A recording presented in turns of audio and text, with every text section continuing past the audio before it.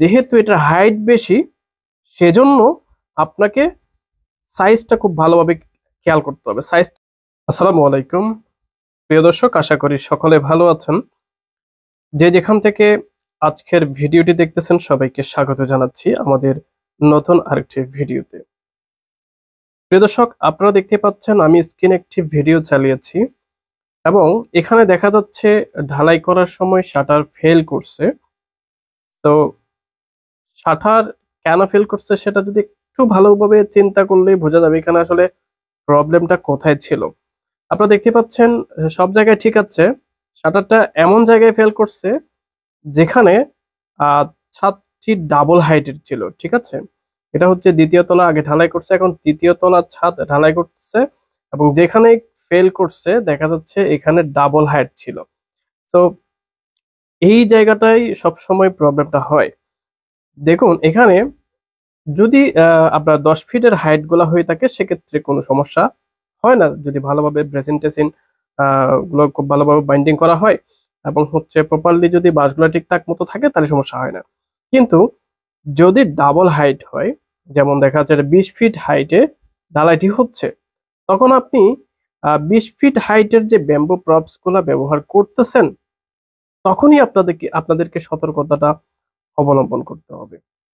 দেখুন, আপনি যখন 20 ফিট হাইটের উপর একটা ছাদ ঢালাই করবেন, তখন আপনি যখন এখানে প্রপস গুলা ব্যবহার করবেন তখন খুব সতর্কতা অবলম্বন করতে হবে। আপনাকে দেখতে হবে যে বাঁশটির সাইজ যাতে ভালো হয়। কারণ যদি আপনি আহ, চিকন, যেগুলো ডায়ামিটার কম চিকন, এগুলো যদি ব্যবহার করুন তখন দেখা যাচ্ছে যে এটা খুবই স্প্রিং করবে। হ্যাঁ, হাইটটা বেশি হওয়ার কারণে এটা স্প্রিং করবে, যার কারণে আপনাদের প্রবলেম হতে পারে। ঠিক আছে, এটা হচ্ছে একটা বিষয় আপনাকে অবশ্যই খুব ভালোভাবে চিন্তা করতে হবে যে যেহেতু এটার হাইট বেশি, সেজন্য আপনাকে সাইজটা খুব ভালোভাবে খেয়াল করতে হবে। সাইজটা ভালোভাবে দেখে শুনে আপনাকে নির্বাচন করতে হবে যেহেতু হাইট বেশি। পাশাপাশি আপনাকে যেটা চিন্তা করতে হবে যে 20 ফিট হাইটের একটা বাঁশ দিয়ে শাটার করলেন, ঠিক আছে, শুধু শাটার করে ফেললে হবে না, আপনাকে এখানে 2-3টা লেয়ারে কিন্তু ব্রেসিন আপনাকে বেঁধে দিতে হবে।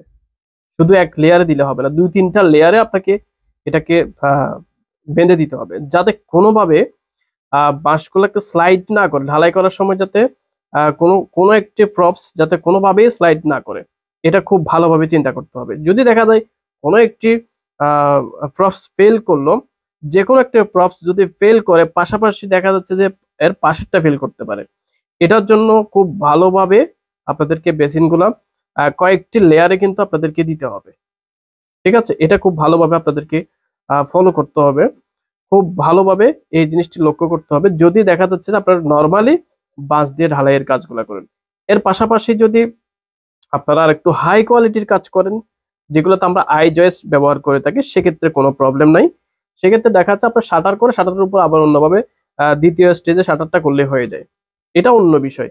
এটা যদি কিন্তু দেখা যাচ্ছে এই ধরনের কাজগুলো করার সময় সচরাচর অনেকে ফুল হাইট বাঁশ দিয়ে করে ফেলতেছেন, কিন্তু বাঁশটা লাগাচ্ছেন ঠিক আছে, এটাকে আপনাকে চিন্তা করতে হবে যে এটা প্রপারলি হচ্ছে কিনা, প্রপার ওয়েতে এটা লাগানো হচ্ছে কিনা, সেটা খুব ভালোভাবে চিন্তা করবেন।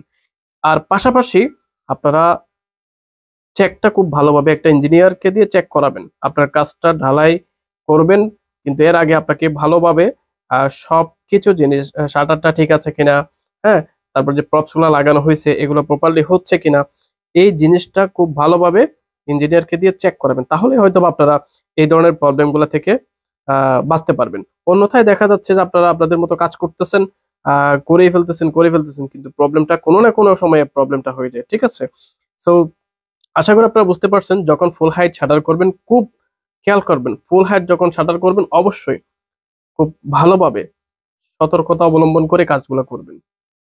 আশা করি বুঝতে পেরেছেন। ধন্যবাদ সকলকে, সকলে ভালো থাকবেন। আসসালামু আলাইকুম।